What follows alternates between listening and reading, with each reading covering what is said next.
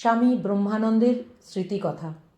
স্বামী চেতনানন্দ সম্পাদিত এই গ্রন্থটি থেকে পাঠ করছি। স্বামী নির্বাণানন্দ লিখিত স্বামী ব্রহ্মানন্দ স্মৃতিকথা। ভুবনেশ্বর মঠে একদিন মহারাজ সিঁড়ি দিয়ে উপরে উঠছেন। হঠাৎ তাঁর গায়ে এবং পাশে উপর থেকে আবির এসে পড়ল। ডাক্তার রতিকান্ত পিছনেই ছিল। মহারাজ তাঁকে জিজ্ঞাসা করলেন, আজ কি দোল নাকি? ডাক্তার ছিল ভক্ত এবং মজার লোক।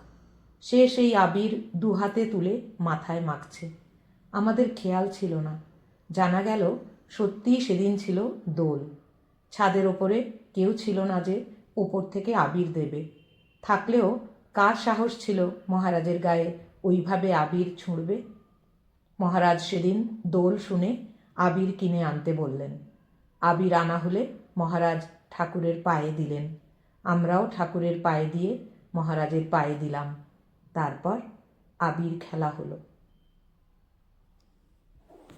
কে এসবের মীমাংসা করবে? কিভাবে এসব হলো? লোকে বলবে অলৌকিক, কিন্তু এসব আমাদের নিজের চোখে দেখা।